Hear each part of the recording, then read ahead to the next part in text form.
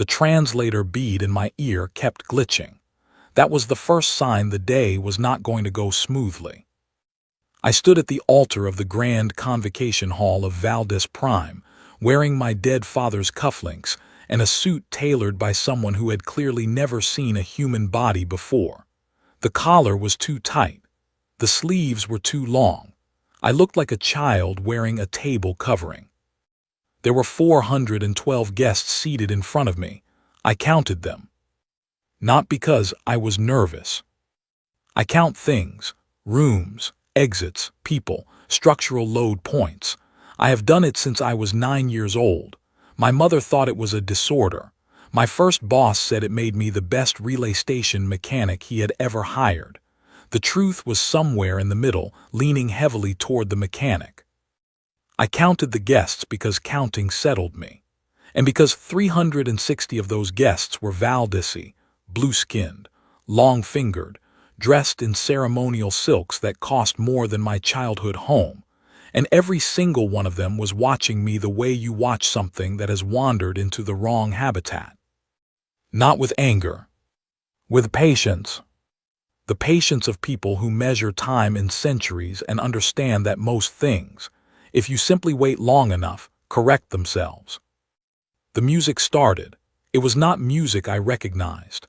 It moved like water finding cracks in stone. My translator bead went silent, not glitching this time, just overtaken. Whatever that sound was, it did not need translation. Then Sarah came in. I am not going to describe her. I would do it wrong.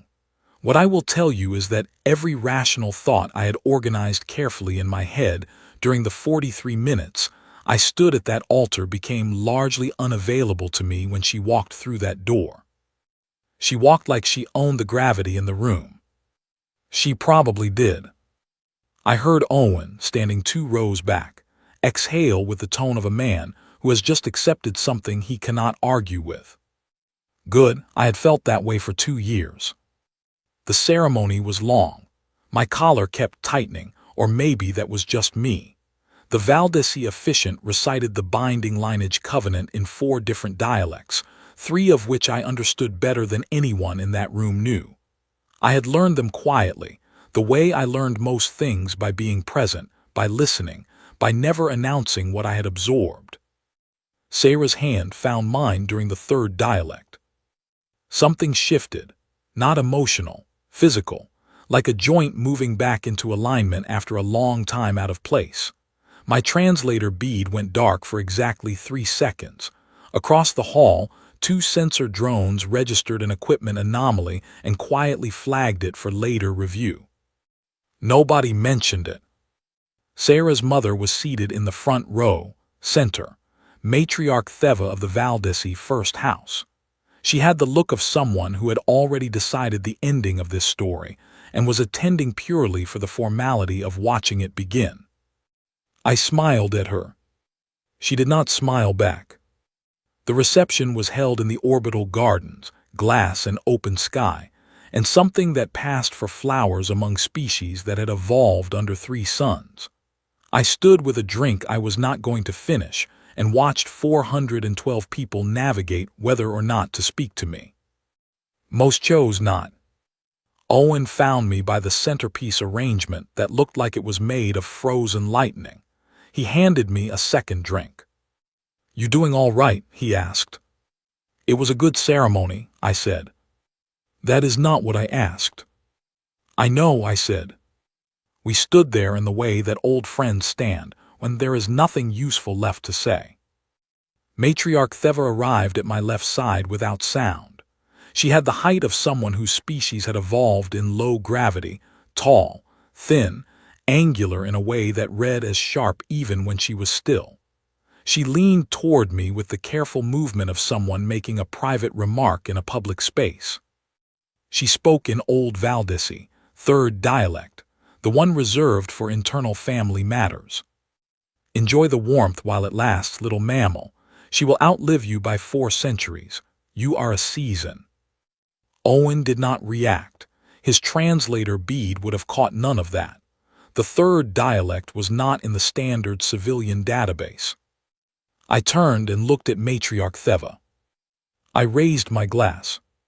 "Then I had better make it a good one," I said, in perfect third dialect. Something moved behind her eyes. Not anger, not surprise, something older than both. She walked away. Owen looked at me. What did she say? She said I looked good in the suit. She absolutely did not say that. No, I agreed, she did not. Sarah found me an hour later near the edge of the glass garden where the stars were actually visible. She touched my arm and I turned, and the whole situation, the 400 guests, the translator bead, the collar, the matriarch, reduced itself to background noise. She asked if I was tired. I said I was not. She said the matriarch had mentioned our conversation. I said the matriarch had interesting opinions. Sarah's expression did something complicated for a moment, and then she laughed, and her laugh was the specific sound of someone who had chosen to stop holding something carefully and just set it down. My translator bead, dead in my ear, had not taught me her language. She had. Later, when the guests had thinned and the music had dropped to something low and simple, she touched the scar on my collarbone, the one that runs from my left shoulder to the center of my chest, the one I have had since I was 16. "What made this?" she asked. I covered her hand with mine. "Hell of a thing," I said. "Long story, I will tell you when it matters." She did not push. She was not that kind of person. And I was glad for it, because the truth was not a story I was ready to tell. Not yet. Not when I still did not fully understand it myself. 2 sensor drones on the other side of the orbital gardens completed their diagnostic reports that night. Both listed the same anomaly. Both listed it as equipment error. Both were wrong. 3 years. That is how long it takes to understand someone's habits well enough to know when they are hiding something. Sarah hid things the way all careful people hide things, by being entirely present, by being warm and specific and asking the right questions, and filling every conversation so completely that there was no space left for the thing she was not saying. I noticed it on a Tuesday. She had reorganized the coffee station again. That was not the tell. The tell was that she had reorganized it in a way that made my mornings easier, moved the filter I always forgot to my eye level, set the grind to the setting I preferred. Small adjustments. The kind of adjustments you make for someone when you feel guilty about something. I said nothing. I kept my eyes open. We had built a good life on the Relay 7 residential platform. I ran maintenance contracts on deep space signal repeaters, the unglamorous backbone of interstellar communication. Nobody celebrated relay mechanics. Nobody wrote songs about the people who kept the grid alive. We worked and nobody noticed until we stopped. That suited me fine. Sarah was rising in the Valdesi diplomatic corps. She was good at it, patient, precise, capable of speaking to anyone across any cultural gap without making them feel like a translation problem. She got that from somewhere I never asked about. We argued about dishes, about the temperature of the sleeping quarters, about whether Owen was staying too many nights in the guest room. We had a running disagreement about a particular ceiling panel in the kitchen that I kept saying needed replacing, and she kept saying was fine. The ceiling panel was not fine, but she liked being right about small things. I let her have them. It was a good life. The kind of good that you do not notice until you are standing at the edge of losing it. The Queen's seal arrived on a Wednesday. I was 3 hours into a pressure line diagnostic on Relay Station 4 Gamma when my comm buzzed with Sarah's identification code, 2 short pulses, which meant not urgent, call when available. I called when I got back. She told me about the seal. Her voice was even, controlled. She had the tone of someone reading from a document they had already processed privately and were now presenting in summarized form. The Valdesi Eternal Court had summoned her for a review, nothing more. I said, okay. She said, I want you to keep working. It will probably take a week. I said, "When do you leave?" She said, 3 days. I went back to the pressure line diagnostic. I finished it. I filed the report. I ate something I do not remember eating, and then I sat in the station's observation bay and watched the signal pulses blink across the relay grid. Sarah was a third daughter of the Valdesi first house. Review summons did not go to third daughters. They went to primary heirs, to policymakers, to individuals whose choices had diplomatic consequences. Third daughters did not get summons, unless the court had decided they had become a diplomatic consequence themselves. I thought about the matriarch at the wedding, her patience, her certainty. I was a season. I filed that thought away and went home. She had dinner ready. She had found a way to make the noodle soup I liked from my childhood using ingredients that technically did not include any of the original components. It tasted exactly right. How she had worked that out was a mystery I had stopped trying to solve. We ate, we talked about the ceiling panel. She won again. I did not mention the summons. She did not mention it either. That night, while she slept, I sat at the small terminal in the side room where I kept my tools and work logs, and I ran the seal registration number through the public Valdesi court database. The entry was flagged restricted. That was normal. What was not normal was the secondary classification tag underneath the restriction flag. I had to look it up. It was not in the standard database. I found it in a legal archive, third-level indexing, Valdesi Court Procedures, Volume 12. The classification tag was the code for genetic lineage review proceedings. I read the definition twice. I closed the terminal. I went and looked at the ceiling panel in the kitchen for a long time. It needed replacing. I had always been right about that. I put the kettle on. While it heated, I pulled up the public record for the Valdesi Genetic Lineage Review Act, which had been passed 600 years ago and amended 4 times since. I read the relevant section. The relevant section used the word remediation 3 times. I turned the kettle off. I had not told Sarah I had been learning Valdesi legal dialect for the past 2 years. I had not told her because there had not been a reason to. I learned languages the same way I counted rooms quietly, steadily, without announcing it. Her voice was in every syllable. I had learned her language because she was in it, and I wanted to understand everything she was made of. Remediation, in Valdesi legal context, meant the removal of an element that had been found to be incompatible with the designated lineage path. I was the element. I sat at the kitchen table until the platform's artificial sun began its morning sequence. Then I went to the bedroom. I stood in the doorway for a moment. Sarah was asleep. She slept with both hands folded under her chin, which I had always thought made her look like someone who had figured out something the rest of the universe had not yet worked out. 3 years of watching her sleep had not made that impression go away. I went to the storage room and found my travel bag. I packed efficiently. I had a gift for it. I packed hers too. She found me in the side room 2 hours later, both bags by the door, me at the terminal running transit schedules for Valdesi Prime. She stood in the doorway. "You were not invited," she said. "I will be damned if that is going to stop me," I said. She was quiet for a long time. She looked at the bags, at the terminal screen, at me. "How long have you known?" she asked. "I found the classification tag last night." I meant about the language. I turned to look at her properly. She was not angry.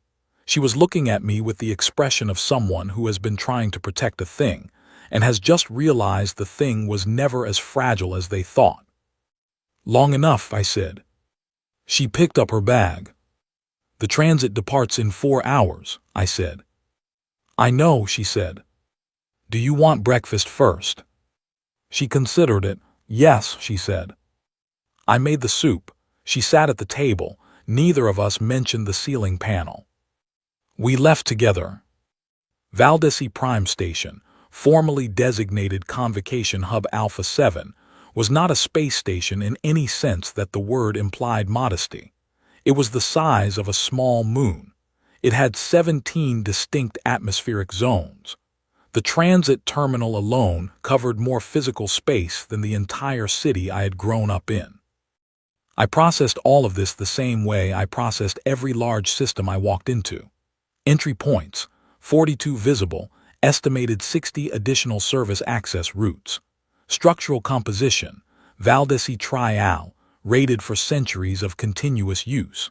Emergency power routing, visible along the upper corridor lighting strips, which meant a disruption to primary power would take approximately 8 seconds to switch over. I was not planning anything. I never planned anything. I just kept files. Sarah walked beside me through the main transit corridor. She had her diplomat's face on, calm, composed, reading the environment without appearing to. We had that in common. Neither of us looked like we were collecting information. At the primary checkpoint, a Valdesi intake officer reviewed Sarah's summons seal and registered her transit entry. He was thorough, professional, and completely indifferent. He slid a second form across the counter without looking up. Accompanying dependent organism, he said. Non-citizen classification. Wristband required.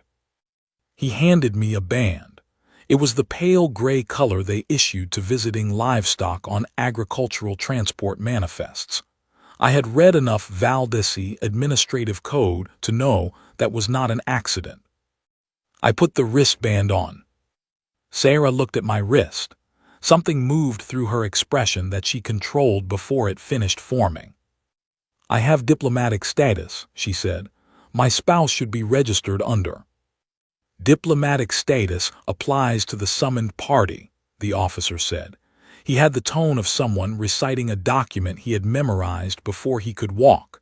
Accompanying organisms are processed under standard visitor protocol. I touched Sarah's arm, once light. I am fine. She let it go. We were assigned an escort.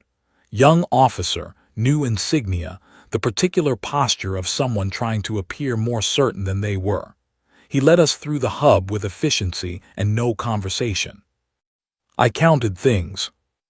The hub had been built for Valdesi proportions, which meant the ceilings were high and the corridors were wide, and every surface had the angular precision of a species that found curves wasteful. There were other non-Valdesi visitors present, trade representatives, scientific delegates, a cluster of beings I did not recognize from any database I had access to. They all had wristbands. None of them were the same color as mine. We were taken to a waiting suite, not a cell. A proper suite with furniture, a view panel showing a rendered coastal landscape, and a refreshment console that included 3 options I recognized as human-compatible. That last detail was not accidental. Someone had prepared for my presence specifically. Sarah sat on the edge of the low seat near the view panel. I stood.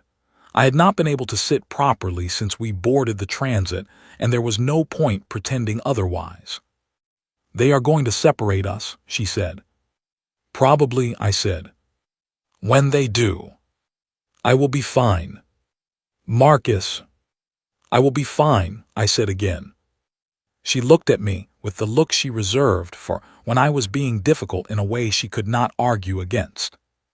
The escort returned 40 minutes later with 2 additional officers, senior insignia, the formal bearing of people conducting official procedure.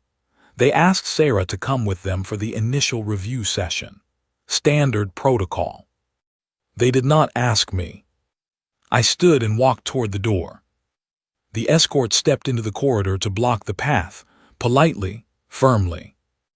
The review session is for the summoned party only, he said. Then I will wait in the corridor, I said. You will wait in the suite. I will wait in the corridor. He looked at me. He looked at Sarah. He had the expression of someone who had a procedure for this situation and was calculating whether I was going to require it. Sir, he said, and put his hand on my shoulder. I do not know how to explain what happened next in a way that makes linear sense. My body moved, not dramatically, not with force. I shifted, the escort's hand was no longer on my shoulder, and the escort was on the floor. The lights in the corridor flickered. 3 of them died completely. Every comm badge in the immediate vicinity emitted a simultaneous burst of static. The escort's neural stunner, standard issue, powerful enough to drop a Valdesi in 2 seconds flat, was in his hand. He had fired it into my chest from half a meter away. I felt it, unpleasant, like the time I had accidentally grounded a live relay coupling without insulation gloves, the sensation of power moving through your body looking for somewhere to go. It did not find anywhere to go. It came back out. The stunner was a dead piece of metal in his hand. The lights came back on. I was standing exactly where I had been. The escort was on the floor, conscious, looking up at me with an expression that had no name in any of the 3 Valdesi dialects I had learned.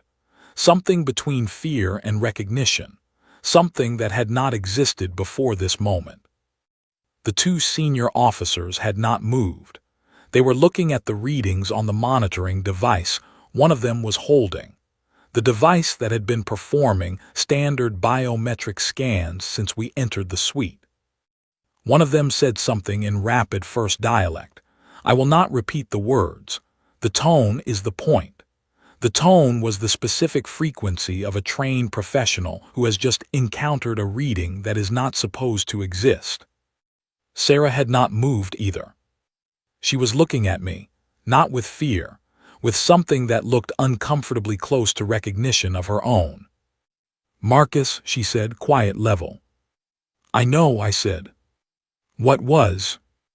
I know, I said again. I crouched down and checked that the escort was uninjured. He was. I helped him up. He let me, which said something about his character under pressure. Within 3 minutes, the suite had 6 additional officers in it. Within 8, a Valdesi physician arrived, took one look at the readings on the monitor, and left without filing any documentation. Within 20 minutes, Sarah and I had been separated. She went to the review hall. I went somewhere else entirely. I was alone now. For the first time since we left home, I was alone in a room with nothing to count except the same 4 walls and the thing living in my chest that had apparently been waiting a very long time for someone to give it a reason to come forward. I counted the walls. Then I started on the ceiling tiles. It was going to be a long wait. The containment room was clean. I want to be clear about that. No discomfort, no hostility, no dramatic lighting. It was a well-maintained, environmentally controlled room with a comfortable seat, a water source, and a view panel displaying a calming rendered image of a coastal landscape from a planet I had never visited. Someone had designed this room to manage something they were not sure how to categorize. That told me more than the room itself. I counted the ceiling tiles, 48, the floor panels, 36, the ventilation grills, 6, with a 7th partially concealed behind the view panel mounting. The room had 3 recording points that were visible and almost certainly 2 that were not. I said. I drank the water. I waited. A Valdesi scientist arrived after approximately an hour. She introduced herself as Dr. Venrel, Senior Analyst, Biological Classification Division. She had the careful professional warmth of someone who had been briefed to be non-threatening. She wore no rank insignia I could read as military. She asked if she could run some scans. I said yes. She ran scans for a long time. She ran them twice. She left without saying anything. A second scientist arrived. Male, older, with the particular stillness of someone at the top of a field who no longer needed to perform competence because the competence was simply assumed. He introduced himself as Chief Analyst Wren. He also ran scans. He also ran them twice. He also left without saying anything. The third scientist who arrived did not introduce herself at all. She stood outside the marked separation line and looked at her screen and looked at me and looked at her screen again. Then she said quietly, "The way you say something to yourself when you forget you are not alone. This is not possible." "What is not?" I asked. She looked up. She had forgotten she was not alone. "The dormancy markers," she said. Then she caught herself, straightened, and said, "Someone will be in to speak with you shortly," and left. Dormancy markers. I filed that phrase. Owen had once told me, during one of the longer maintenance rotations we had shared, that the reason humans had never been taken seriously by the wider galactic community was simple mathematics. Humans lived a century at most. Valdesi lived thousands of years. In a civilization that measured contribution by the arc of a life, humans were footnotes, brief, bright, and gone. I had never argued with him. He was not wrong about the math. But there is something nobody thinks to ask about brief things. What were they before they became brief? Chief Analyst Wren returned 4 hours later. He was not alone. 3 other scientists came with him, all carrying independent monitoring equipment, all moving with the careful posture of people entering a room they had been told to treat with caution. They ran more scans. Different equipment this time. The interface design had the particular functional plainness of tools that had been in service for a very long time because nothing newer had been needed. Until now. Wren sat down across from me. He placed his screen on the table between us, turned so I could see the readings if I chose to look. I looked. I do not have sufficient background in Valdesi biological classification to decode every symbol on that screen, but I had spent 3 years learning their written language, and numbers are numbers in any system, and some of the numbers on that screen were old. Very old. Old in the way that geological records are old. Old in the way that makes everything built on top of them feel recent. "I want to ask you some questions," Wren said. "All right," I said. "Has anything like this happened before? Any incident involving energy discharge, electronic disruption, or unexpected physical response that you could not explain?" I thought about it honestly. "The relay coupling," I said. "When I was 22, I grounded a live relay coupling without insulation, full charge, close range. My supervisor said it should have stopped my heart. And it did not." He made a note. "Any others?" I thought about the wedding, the sensor drones, the translator bead. "Small things," I said. "Electronics behaving oddly around me. I always thought it was the nature of the work. I spend a lot of time near high-voltage systems." "How long have you and your wife been together?"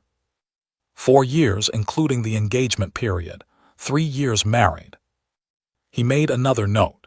He made it with the deliberate care of someone writing something they believe will eventually matter. "Your biometric readings," he said, "show what our classification system calls a dormancy sequence. It is a genetic marker profile indicating a state of biological potential that has not been activated." He paused. "We have a theoretical framework for this profile. It was developed 800 years ago, based on analysis of very old samples, very old and very human." I said nothing. I was listening. "The theory, and I want to emphasize that until your readings, this was considered historical speculation, not active science, is that the human genome contains coding that was placed there intentionally. Not evolved, placed, by something older than any civilization currently active in this region of the galaxy." He stopped. "Placed for what purpose?" I asked. "The theory never established a purpose," he said. "The relevant question, as I understand it, is what triggers activation." "And the answer?" He looked at me with the expression of a scientist encountering the edge of his own understanding, and not entirely comfortable with the view from there. "The data we have suggests the trigger is relational," he said. "Extended, deeply committed relational bonding with another being, not temporary attachment, not surface connection, the kind that rewires behavioral architecture, that creates new neural pathways, that causes one organism to reorganize its basic functioning around another. He looked at his screen. In simpler terms, the kind of relationship where you start learning someone's language without meaning to. The room was very quiet. "How long have you spoken Valdesi?" he asked. "Since about 6 months into the engagement," I said. Nobody in the room wrote that down.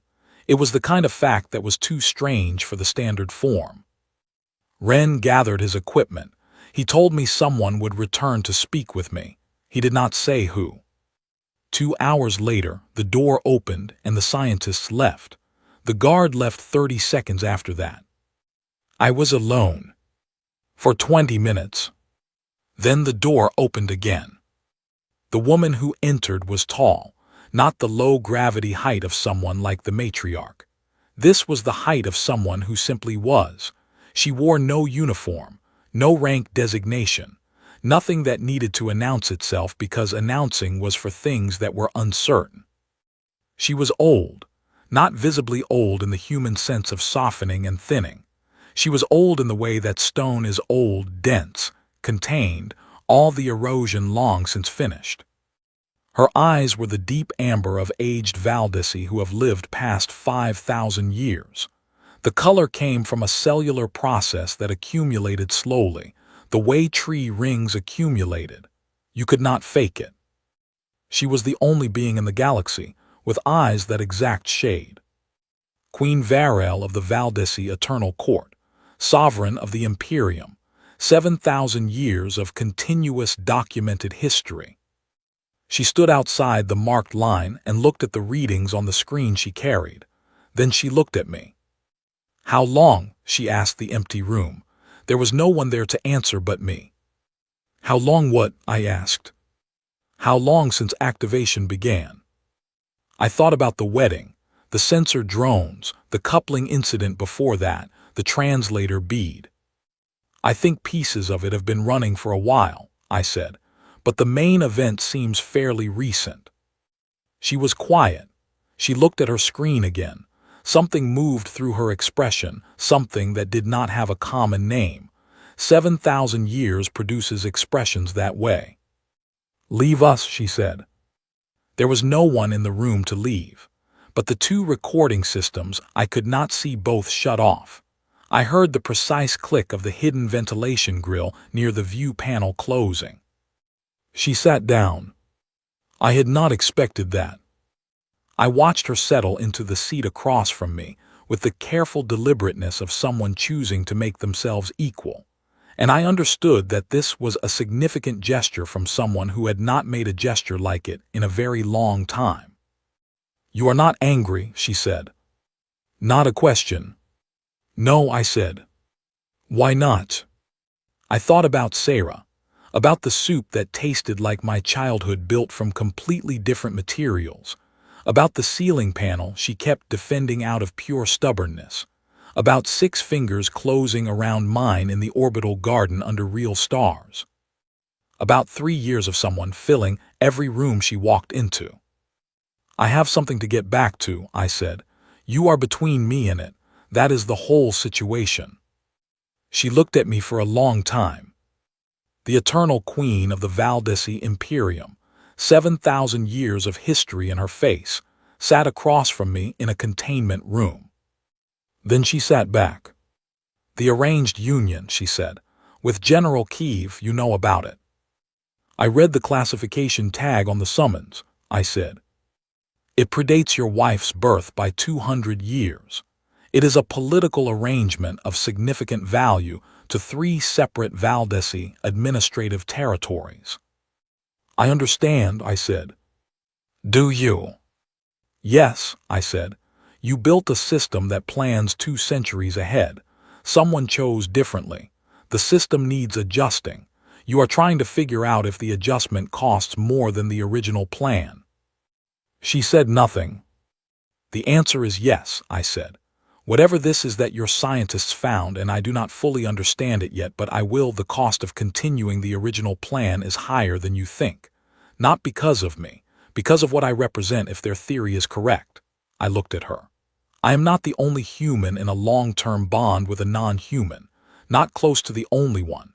If the trigger is relational and the dormancy is real and the coding is in every human genome. I let her finish the thought herself. She was 7,000 years old. She did not need my help finishing thoughts.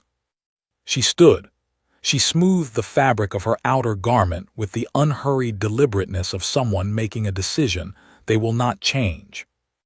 I am going to need to speak with my court, she said. Before you do, I said, where is my wife? The queen looked at me. Something in her expression recalibrated. She has not been harmed, she said. That is not what I asked. She is in the Eastern Review Hall, she said. She is waiting. Then so am I said. The queen left. I sat back. 48 ceiling tiles. 36 floor panels. 7 ventilation grills. I could wait. They brought Sarah to me that evening. Not the other way around. They brought her to the containment suite, which by then had been reclassified 3 times in the administrative system and currently existed under a designation that did not have a standard translation. I had checked.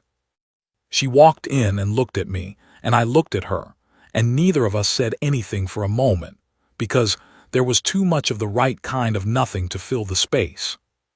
Then she sat down and said, "Tell me everything." So I did. I told her about the sensor drones at the wedding, about the relay coupling incident at 22, about the years of small electronics failing and resetting around me that I had always attributed to the nature of the work, about the corridor, the escort, the stunner, the lights. I told her about the scans, about Wren's theory, about the dormancy sequence and the old placed coding and the relational trigger. She listened the way she listened to everything, completely, without interrupting, storing it in the careful architecture of her thinking. When I finished, she was quiet. "How long have you known about the language?" she asked. "Since about 6 months in," I said. "I did not plan it. I just listened to you and it went in and stayed." "You never said." "There was never a reason to." "There were many reasons." "There were many reasons not to," I said. "You had enough complicated things in your life. A human husband who was picking up Valdesi dialects without formal training would have added to the list." She looked at me with that expression, the one that meant I was right about something in the worst possible way. "My mother knew," she said, "at the wedding when you responded to her." "Yes." She told the court. "I figured." "Is that why you checked the summons classification?" "No," I said. "I checked because something was wrong and you were not telling me what. The matriarch was not the reason. You were." She looked down at her hands. 6 fingers, all of them, folded together the way she folded them when she was working through something that had more pieces than the surface suggested. "I have known something was different about you since before the engagement," she said. "Not the language, something else, the way systems behave around you. The way people respond when you walk into a room even when you are saying nothing. The way you always know where the exits are without looking for them." She paused. "I thought I was imagining it." "You were not imagining it." "No," she said, "I was not." Outside the containment suite, the Valdesi Eternal Court was in emergency session. I knew this because the ambient noise of the hub had changed in the way that ambient noise changes when a large administrative body starts moving fast. I had been listening to it for an hour. "What does the Queen do now?" Sarah asked. "I think she already knows," I said. "She is not deciding what to do. She is deciding how to frame what she has already decided." "Which is?" "She files it, classifies it high enough that it will not be touched for a generation or 2, buys herself time to understand what it means before anyone else has to." Sarah considered this. "She is 7,000 years old," she said. "She knows how to be patient." "Yes," I said. "That is exactly the problem for anyone who tries to rush her." She almost smiled. In the morning, Chief Analyst Wren came back. He had slept, and it showed the particular sharpened focus of someone who had been turning a problem over all night and arrived at the point where the problem stops being frightening and starts being interesting. He asked if I would be willing to answer further questions. I said yes on two conditions. First, Sarah stayed in the room. Second, the answers went into a file that neither of us would need to think about for at least 200 years. He agreed to both without hesitation, which told me the Queen had already given him those terms before she sent him. I answered everything completely, without filtering. When he asked how long I had been learning Valdisi, I said what I had said before. I do not know exactly. I think it started when she laughed the first time. The sounds went in and stayed. Wren looked at me. He looked at Sarah. He did not write that down. Some data is too strange for the standard form, and he was wise enough to know it. The session lasted 3 hours. At the end of it, Wren said, "The General's arranged union will be dissolved. This will take approximately 6 days of administrative processing." He said it to the room. Administrative neutrality. I respected it. Sarah said, "Thank you." Wren left. We were given real quarters, a proper room with a window that showed the actual hub exterior instead of a rendered landscape. I stood at that window for a while and looked at the scale of the station, corridors wide enough to fit entire city blocks inside them. Transit bays moving vessels the size of office buildings, the structural geometry of something built across centuries by a civilization that thought in centuries. Sarah came and stood beside me. "It is a lot to take in," she said. "I have been taking it in since we arrived," I said. "I have a fairly complete structural inventory of this hub." She looked at me sideways. "Do you always do that?" "Count things, yes, since I was 9. "Why 9? I had not told her this. I had never told anyone this. "My father died when I was 9, I said. "Car accident. I was in the car. I was fine. I do not know how. After that I started counting exits, structural load points, weak spots, ways out. I looked at the hub outside the window. I have never been able to stop." She was quiet. She did not say she was sorry. She knew better than that. She leaned her head against my shoulder. "The scar," she said. I put my hand over hers. "Yes," I said. "Tell me." I told her. It was a short story and a long one at the same time. A 16-year-old in the wrong place at the wrong moment. A structure that should have crushed him and somehow did not. The scar running from his left shoulder to the center of his chest that no doctor ever fully accounted for. The ones who called it a miracle and moved on because they did not have a category for what they had seen. A dormancy sequence that had been running quietly since birth, buying time, waiting for the right person to walk through the right door. She touched the scar once lightly, and then placed her palm flat against it the way you press your hand against something you want to understand completely. "All this time," she said. "All this time," I said. We left 2 days later. The transit back was a standard commercial carrier, nothing special, the kind that hauled trade representatives and visiting academics and the occasional diplomatic attaché across the system. Nobody paid us any attention. I had our wristbands off within an hour of boarding, mine in particular. I folded it and dropped it in the disposal unit and did not think about the color again. Owen met us at the Relay 7 dock. He had the look of someone who had been running parallel worry tracks since our departure and was managing the relief of our return by finding something practical to focus on immediately. "The pressure system on 4 Gamma went down 2 days ago," he said, before either of us had fully stepped off the gangway. "I saw the report," I said. "I filed a repair sequence before we left. The secondary coupling should have held." "It held," he said, "mostly. I will look at it tomorrow." He looked at me, then at Sarah. Then at the general condition of us, which probably communicated several things he had the wisdom not to ask about in a dock corridor. Right, he said, dinner first. Dinner first, I agreed. We ate in the common room of the residential platform. Owen made the thing he called soup, that was technically more of a general accommodation for several different types of edible material sharing a bowl. It was good the way honest and unpretentious things are good. We did not tell Owen everything. We told him enough. He listened the same way he always listened, carefully, without performing shock, occasionally looking at the middle distance with the expression of a man quietly updating his understanding of the world. When we finished, he was quiet for a moment. So, he said, you are some kind of what? A living relay station. I do not know yet what I am, I said. But the Valdisi queen sat down. She did. Owen nodded slowly. I have met a Valdisi dignitary twice in my life, he said. Neither time did any furniture move.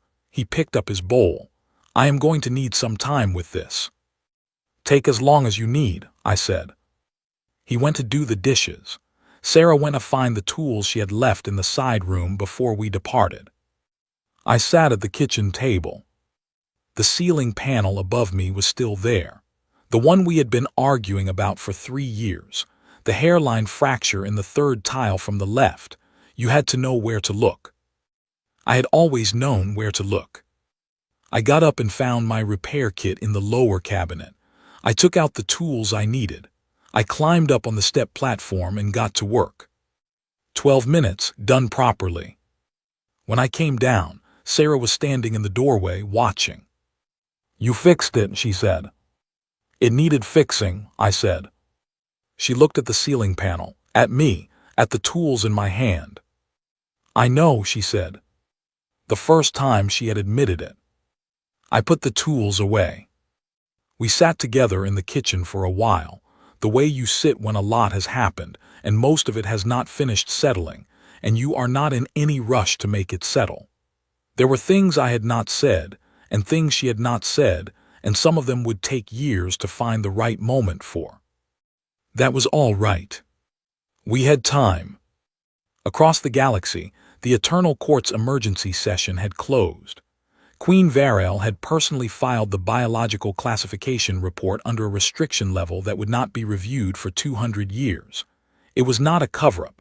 It was a breath, a pause. A 7,000-year-old woman who had mastered patience as a survival skill, deciding that some things were better understood slowly, with room to think. The records, the scans, the readings, the notes that Wren had been too careful to write down were sealed. The arranged union between General Kiev and the third daughter of the first house was dissolved by administrative order. 6 pages of paperwork. No ceremony. No explanation beyond the legal minimum. Kiev received the news in his command quarters and said nothing. He was a general. He understood the reallocation of resources. Matriarch Theva had been informed via official communique. I did not know what she said when she read it. I did not need to know. Somewhere in the hub's analysis division, Dr. Venril was sitting in her office with a blank report screen and the complete record of what her scans had found, and she was thinking about what to do with the knowledge that humans, brief, century-spanning humans who fixed relay stations and argued about ceiling panels, had been coded for something vast by something older than any of them. She would think about it for a long time. She would not be the last. There were others, not many, scattered across the systems in ones and twos, in small apartments and shared workspaces and long transit corridors. There were humans who had been in the right kind of relationship for the right length of time, who had learned someone else's language without trying, who had caused electronics to stutter and lights to flutter, who had walked away from things that should not have been survivable and told themselves it was luck and moved on. They had all, without exception, found an easier explanation. They were going to stop being able to do that. Not today, not for a long time, but eventually the sealed file would be opened. Eventually Wren's unwritten notes would find their way into the record. Eventually, some analyst 2 centuries from now would see the same readings in a scan and know exactly what they meant, because the first case had already been documented, locked away, waiting with the patience of something that had already waited long enough to know how. I did not think about any of this that night. I sat in my kitchen on Relay 7 with my wife and the fixed ceiling panel, and the sound of Owen doing dishes badly in the next room, and I looked at Sarah's hands where they rested on the table between us. She turned her palm up.